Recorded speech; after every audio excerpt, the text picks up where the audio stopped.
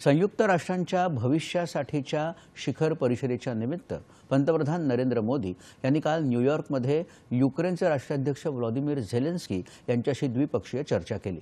पंतप्रधानांनी अलीकडेच युक्रेन दौऱ्यावर झेलेन्स्की यांची भेट घेऊन विविध मुद्द्यांवर चर्चा केली होती। या चर्चेला कालच्या भेटीत उजाळा देण्यात आला।